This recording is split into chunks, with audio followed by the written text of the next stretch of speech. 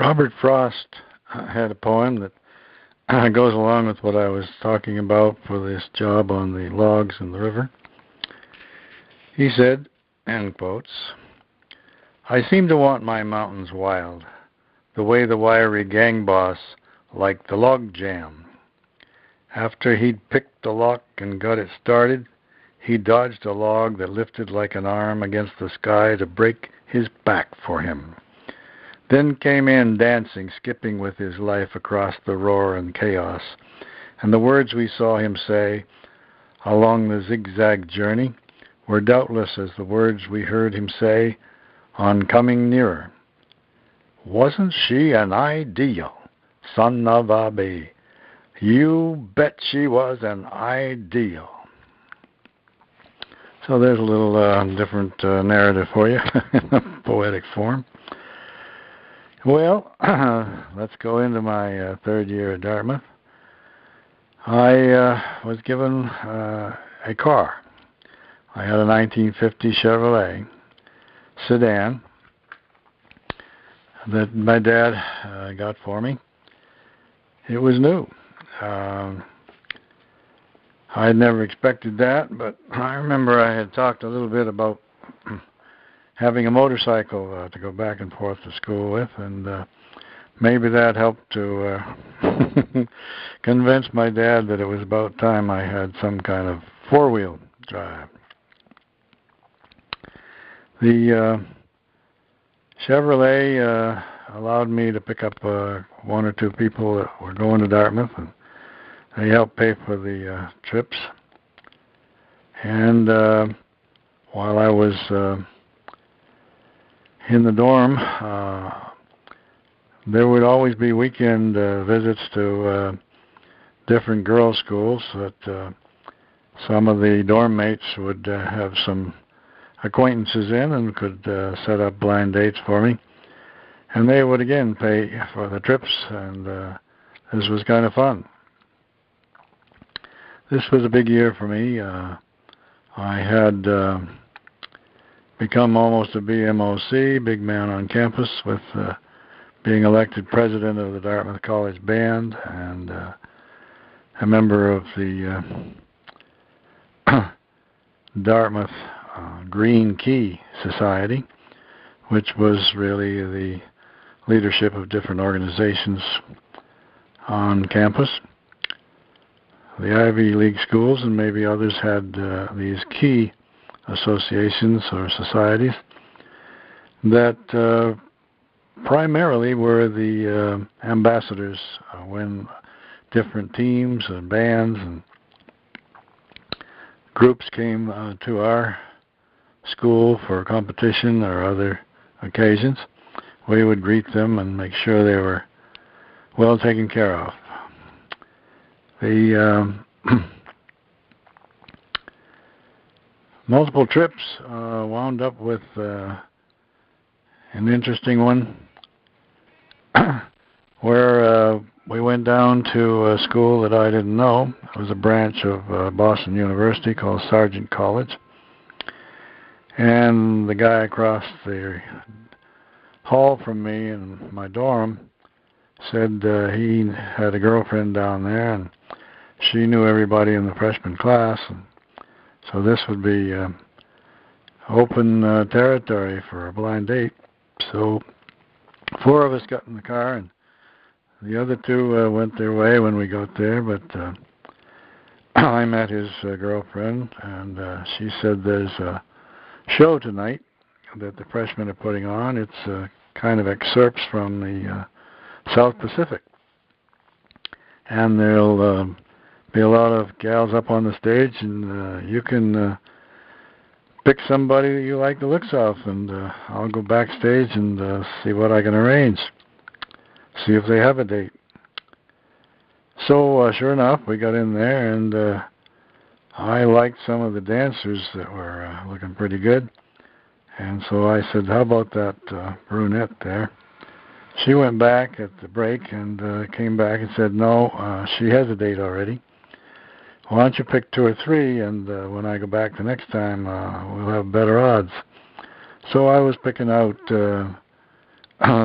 a couple, and when I noticed this tall, blonde girl with long hair in the back of the chorus, I thought she looked very attractive. And while I was considering this, somebody in the lead of the chorus said, "Say, Dot, why don't you tell us all what it's all about?" And this blonde girl stepped out into the front with the mic, and would you believe she sang Some Enchanted Evening?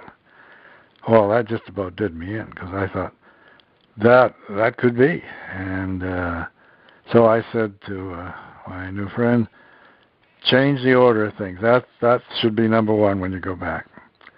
And sure enough, she did not have a date that night, and this turned out to be Dorothy Potter, who I was pretty pleased with, and she was a good date, and we had a nice time. And about a week later, when I was back at school, I got an invitation to come down for their freshman dance and beauty contest. And wow, she liked me too. Okay, so I went down, and she was on the Queen's Court, and we danced around and had a very lovely time. Nice enough that I arranged for her to come for a special Dartmouth weekend, which was called the Green Key Weekend in the spring. And the fraternity was the base for most of the activities. And we had a lovely time. And actually, I decided it was about time to go steady on this thing. And this is what we decided. And I remember putting the Green Key pen, which was a very special little D for Dartmouth in green, on this new sweetheart of mine. And this continued to be my primary and really total focus over the next few years. But I was still quite young in my academic development, and that spring I learned that I had been accepted at Dartmouth, Yale, and Harvard medical schools, and belatedly Emory University Medical School in Atlanta, which I placed as a kind of a backup, because you never know for sure on these admission situations. That summer, I had a job as a waterfront counselor in a camp on, let's see, I think that was on Winnipesaukee Lake in New Hampshire, Pine Knoll Camp. And Dot had a similar job in the southern part of New Hampshire in a camp that was really associated with her school, Sargent College. I had a tent full of, actually it was a sort of a little lodge, a lodge full of 12-year-old boys, and it was great fun. The waterfront was natural for me, with canoeing being the primary thing that I was teaching, and I taught these 12-year-old boys to work as a team in the what they call the war canoe, which had room for about 8 in it, with me in the stern. And we drilled ourselves so that we became quite proficient in not only moving that big canoe, but in turning it. And we had it all set up, and because of our sharp turns, we were able to beat the 16-year-old guys who were plowing through the water at full speed, but they couldn't make that turn to come back. So we were quite well known there in that little camp environment. Discipline was kind of interesting. I used to have the kids get out and do duck walks around the cabin when they had trouble staying in bed and being quiet at night. And the best, though, was I used to tell them stories, and that really worked very well. One of the stories they liked the best was called The Greatest Game, which I could drag out into many nights in a row with progressive details. I won't go into that story. It is available. And interestingly, I told it to my first grandson years later, and he found it in a book one time at college. So he was pleased to find that it really was quite a story. I recall that when I was interviewed at Yale for transfer from Dartmouth, they said, we think you would fit in pretty well with this Yale system. What do you think? And I said, oh, great. But I really didn't know what the Yale system meant. What this came to be was a clarification of probably something you might find close to a European system, where there were very good odds of instructors and professors to students. And there were no exams until 2 years when you took a national board. This gave you the feeling that your professors were on your side instead of constantly grilling you like had been the case in the pre-med years. At any rate, not having exams was a little bit unsettling, because you really didn't know how strong your grasp was of this awesome amount of material that was being placed in front of you. For instance, in anatomy, they said there are about 6 good books. Any one of them would be fine. You might even want a backup atlas. And so we had to talk to our upperclassmen to find out what they had found useful, and this was a good system. After about, perhaps 4 weeks, one of the professors in physiology said to our whole class at a lecture, would you be interested in taking an exam? We don't need you to do this, but some people find that helpful. And, oh, yes, we thought that would be a great idea. And he said, all right, tomorrow when we come in the morning, I'll have the exam ready for you.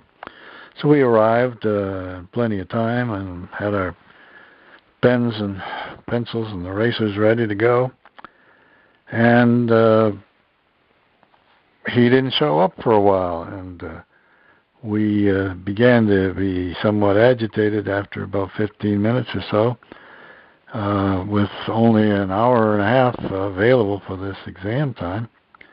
At any rate, he walks in and says, hand these papers out, and there were 11 questions. And they were solid questions. They weren't just short answers. And we looked at those and were very quiet and awed. And he said, well, I want you to take these and choose the 3 questions that you know the least about. And we all laughed. That was pretty funny. And he said, no, this is not a joke. He says, we don't want to know what you know. We want to help you find out what you don't know so that you can focus more on that and fill in the gaps. Wow, this was the meaning of the Yale system.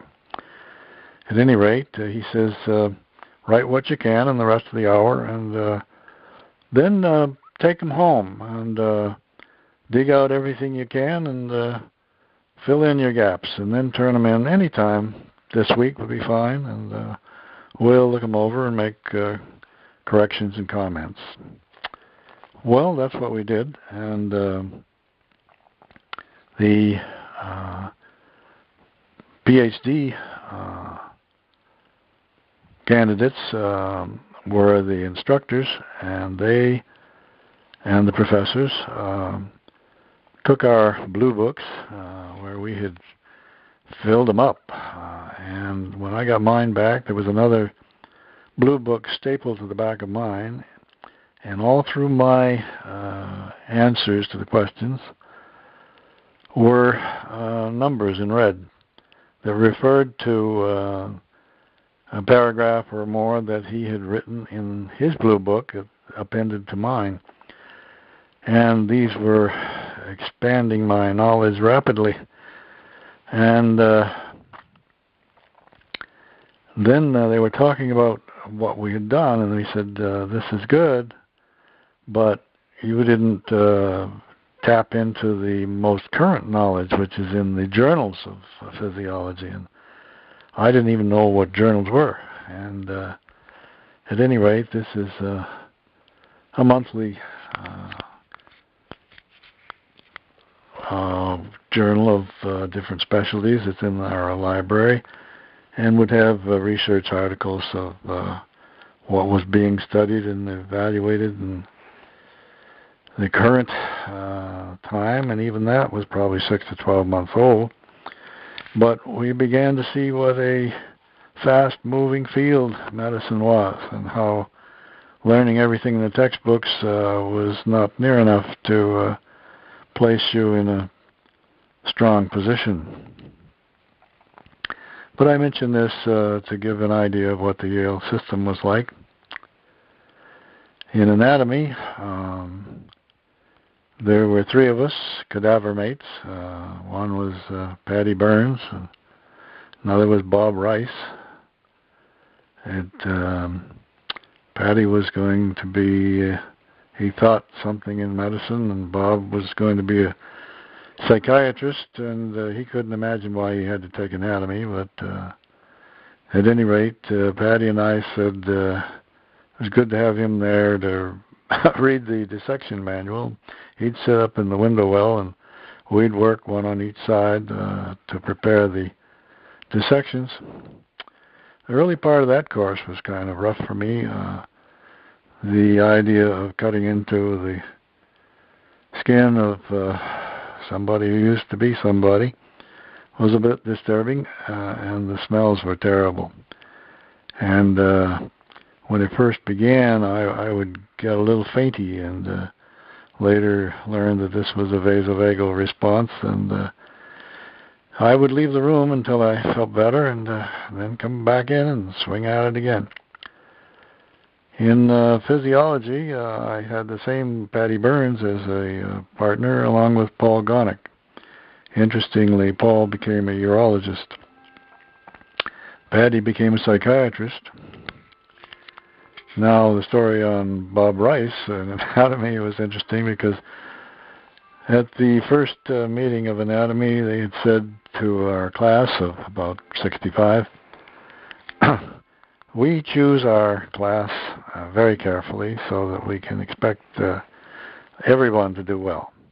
And statistically, only about 1 out of 65 will not do so well. And Patty Burns and I would look at each other and say, it's great having Bob here. We know that we're safe as long as Bob's around to be that one. Well, that wasn't too nice, because he really didn't have much interest in anatomy. And he had really a photographic memory. And he would look at the atlas, which is almost a photographic drawing of the anatomy at different levels as you dissect it down through. And he would memorize the pictures, so that when he was quizzed, he did quite well. But when the 2-year exam came around, Yale students had to have not only 70 passing on the national boards, but an extra 5 points. Otherwise, we would have to take what was known as a departmental examination. And sure enough, Bob Rice was just under the 75 and had to be grilled by the professors of anatomy, and they decided that he needed to take another year of anatomy. Well, he had been living at home and was a Boy Scout master and quite an inventor. He had made a radio-controlled fire truck. He made the entire thing, painted it, and would run it up and down the street in front of his porch while he sat there with his radio controls. And of course that made him very magical to the scouts and his troop. He also invented a cradle for a telephone that you just put it in and you could get it attached to a loudspeaker. And he took this down to erector set people in New Haven, and they said they'd give him $10,000 for that or royalties. And he decided he'd take the royalties. But within the year, Bell Telephone had contacted, I guess it was Gilbert, erector set people, and told them to drop it or they would sue, because anything that was attached to their telephone belonged to them. So Bob Rice didn't get anything out of this except his own speaker system. The lesson was a little heavy. Well, Bob moved out of his parents' home and got a room and dropped the Boy Scout leading and the inventing and got serious about his studies and did very well after that. Actually, interestingly, he became a pediatrician. Now, at the end of the first part of the year, toward the Christmas break, the freshmen had classically put on a skit. And I used some of my abilities in the impressions and impersonations to impersonate the professor of physiology. And this went over very well, and I did well enough that the professor's daughter was even temporarily impressed that it was her dad coming in through the classroom. At any rate, this made me somewhat popular, and I became a candidate for class president and was elected to that position. Toward the end of that year, we were polled as to our opinions of the different professors, and there was one in particular in physiology that we were not impressed with, and most of us had ceased to go to his lectures. Again, part of the Yale system was that you went to whatever lectures you felt like, and you did whatever dissections and so forth you could fit into your schedule.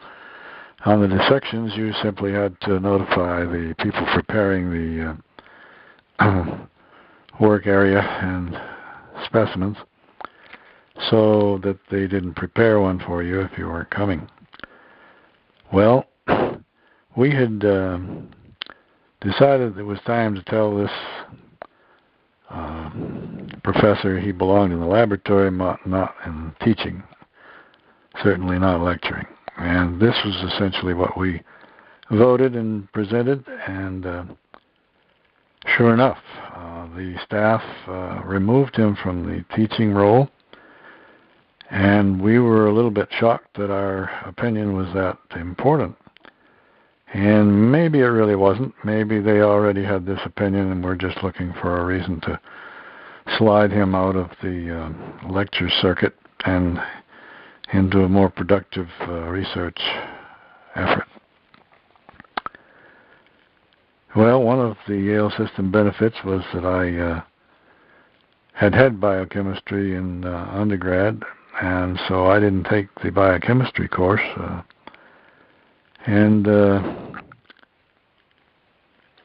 This allowed me more time to study the things that I was finding new.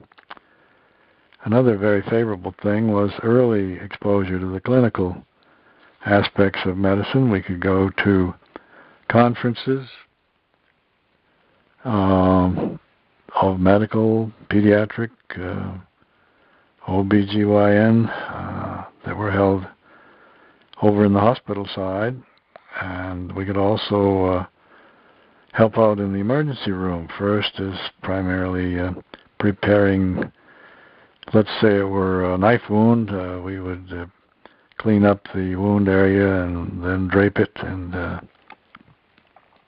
prepare it for the intern or resident to sew up or repair. And as you showed ability and interest in this area, they had so much work to do that they soon had those students of us who were very interested doing these procedures ourselves. This was an early indication of my surgical interests. The other thing that wasn't so much pleasure was we really were the phlebotomists for the entire hospital. And that meant we had to get into the hospital about 6 o'clock and arrange for who was going to draw blood on which patients out of a team of maybe 6 on each ward of 30 or so.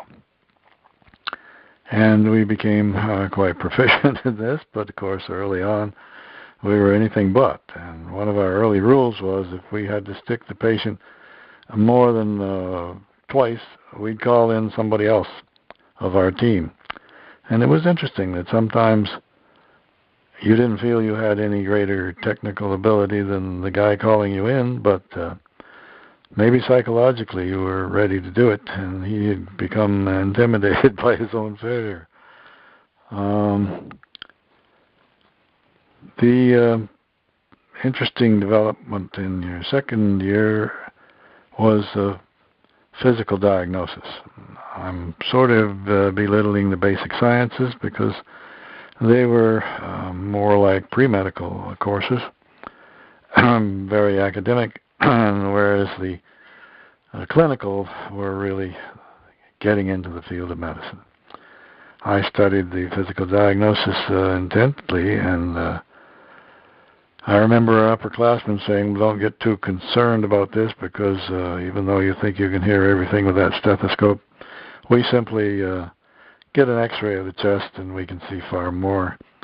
So they were already belittling it. I found it very fascinating and focused in on a good deal of these things, and particularly learned to be a good history taker. I was already a good listener, and I was always personally interested in my patients, and this proved in the development of my abilities to be a gift. The other aspect was your schedule was pretty much your own, and I remember taking off for a weekend to go visit my girlfriend in Boston, and I would stay with a classmate that had gone through the Dartmouth and shifted to Harvard for his last 2 years of medical school. Alexanian was his name. He and I had been very competitive at Dartmouth. He usually edged me out by, a tiny percent.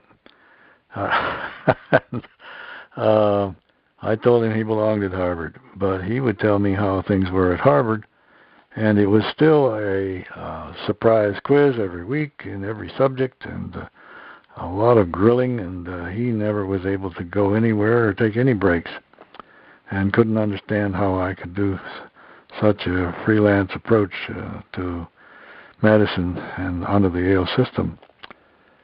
Back to our competition, there was something called a Rufus Choate Scholar, which recognized a high level of achievement in each semester, and he and I and another guy were always in competition, and then I really hit my stride in the third year and was able to be nominated for Phi Beta Kappa Honorary Society our fraternity,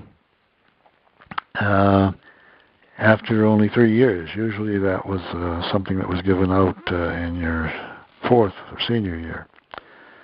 So I felt very privileged to be an early member of that group. Interestingly, I never fully identified with that group. They were more the philosopher types in general, and only a few of us with the science bent or involved in their society. The summer opened up an opportunity for me. I won a Polio Foundation fellowship that allowed me to go to Mass General in Boston for the summer. This was nice because Dot was externing at Brigham Hospital, so we could get together more often in our prolonged courtship. The fellowship was in neurosurgery and physical medicine. Kind of an interesting mix. Dot was studying physical therapy, so I had some interest in that. And I thought I might even be interested in a career in neurosurgery, but that experience helped to clarify that this was really quite a depressing field, at least at that time, because even their successes had to remove more normal tissue around a malignant tumor, for instance, in the brain, and the resulting handicap was worse than the symptoms the patient had from the tumor itself. And the results were not very happy in terms of cure either. It was a rare thing to cure a malignant tumor in the brain. The fellowship experience was quite good. I even had some income from that. As I went back into the full clinical year and the third year at Yale, it was full clinical, as I said, and we had fixed rotations in the surgical and medical, pediatrics, and OB.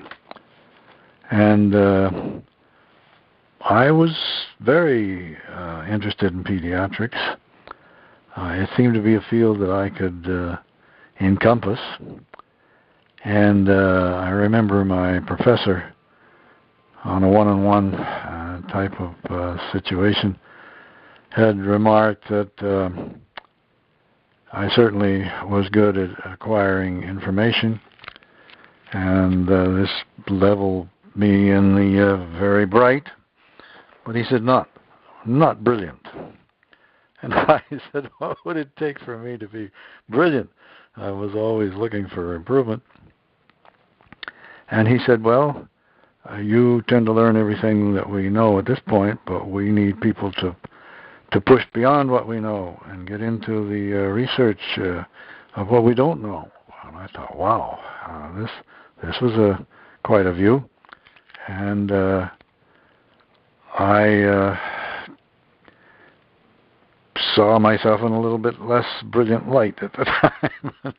At any rate, the affinity for surgery remained strong and continued, and I began research with a professor of surgery in the third year and continued it on through my final year, and that was the basis of my thesis.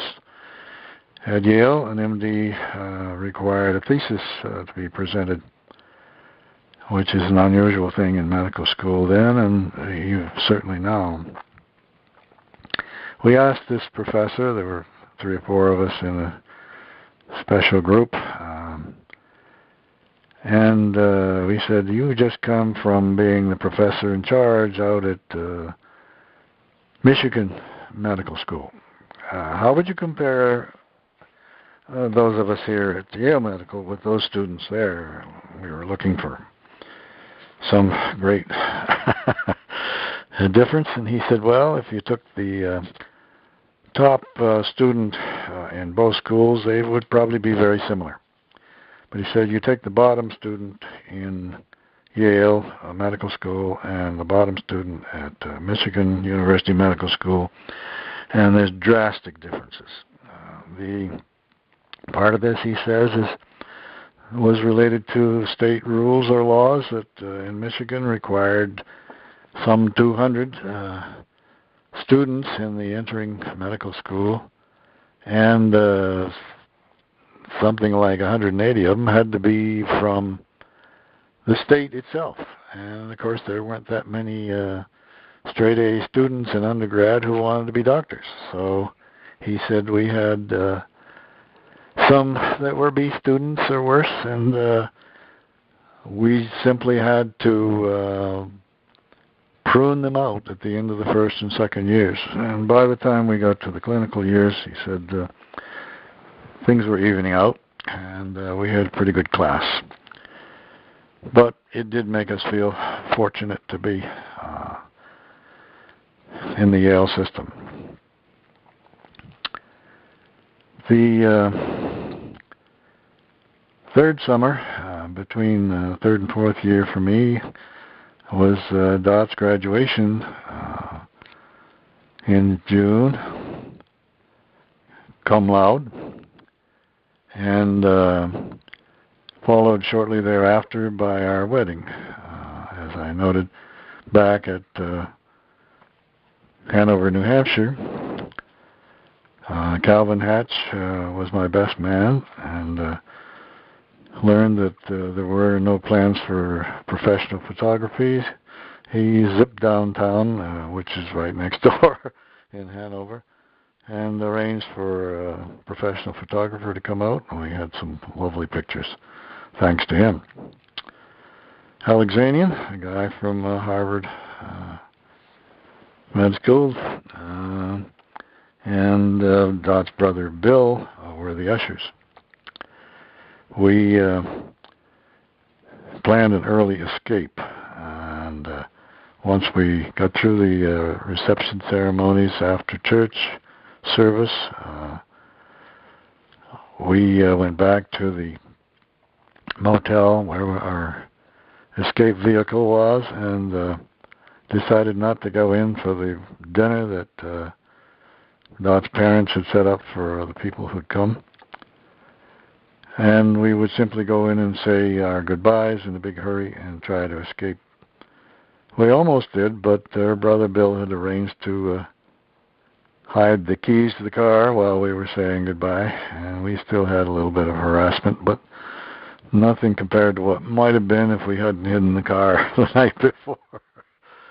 At any rate, we took off in the afternoon out through the hills of Vermont, very beautiful, and into New York for our first night, which was in a cabin. A very nice little place, and appropriately so.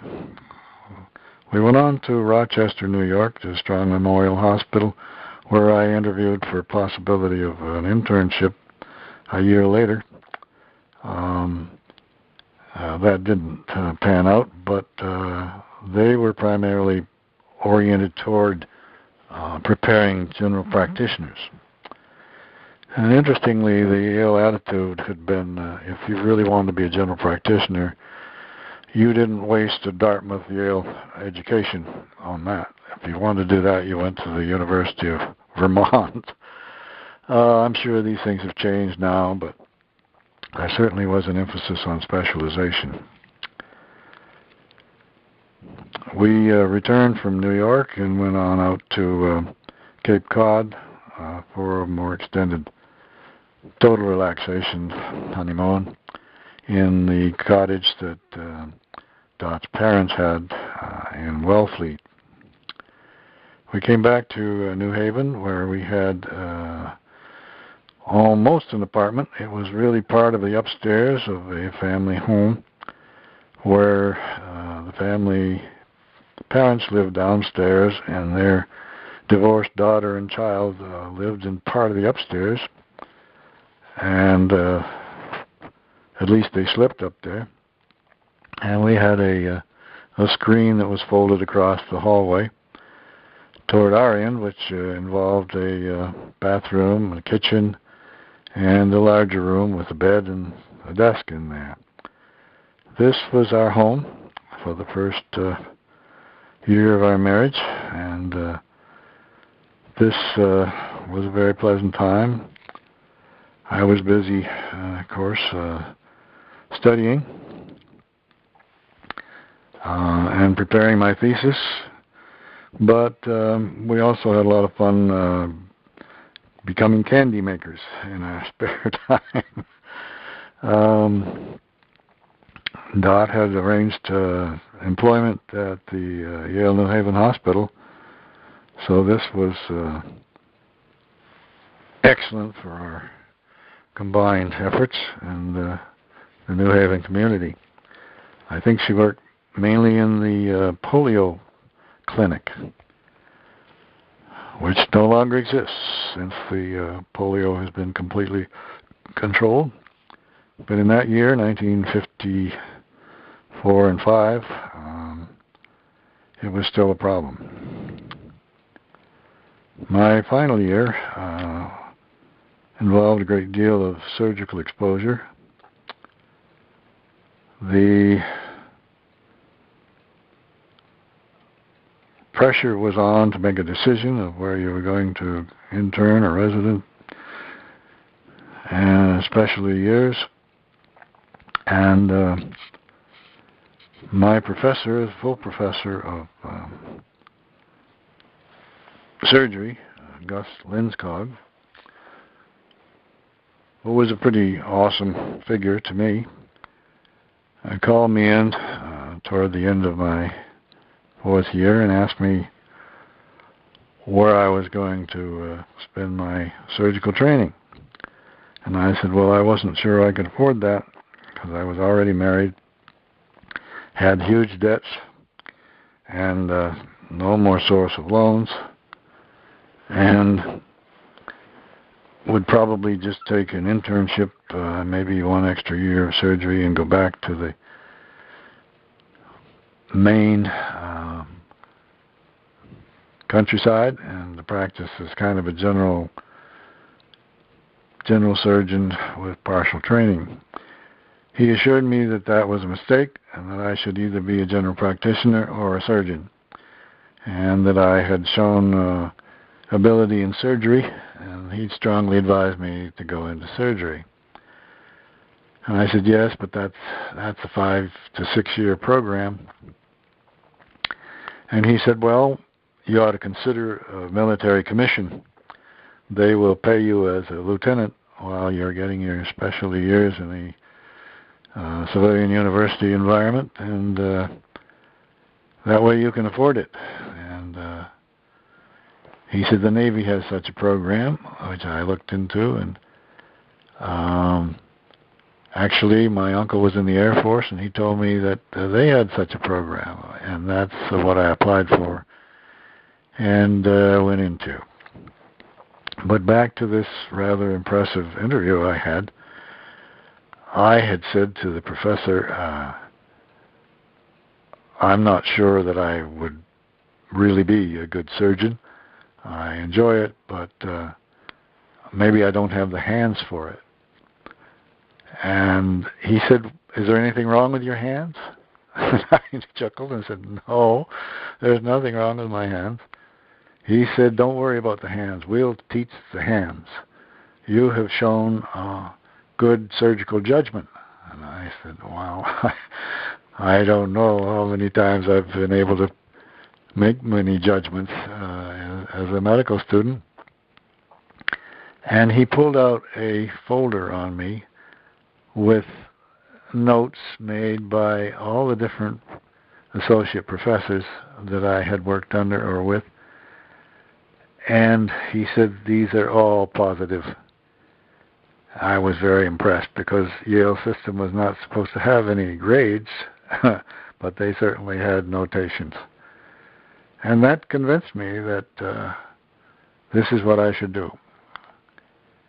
And about that time, the professor of surgery from the University of North Carolina was a visiting professor, and my Professor Linskog introduced me to him and said, here's a candidate for your program in North Carolina. And he was a fine, soft-spoken Southern gentleman, and I thought this would be easier man to work under than Linskog, and maybe that would be good. So we had an intern matching plan in effect at that time, and I put that as my number one. And that turned out they thought I was number one too, so that's where I wound up in my first year after MD. We had, of course, to take the second part of the national boards at Yale. And then after our first year post-MD, we had to take the third part. And it was as though you have your MD from Yale, but we're sort of expecting you to prove that you have more than that by the end of that first year. At any rate, that meant 3 exams on the national level. And again, you still felt that your professors were on your side.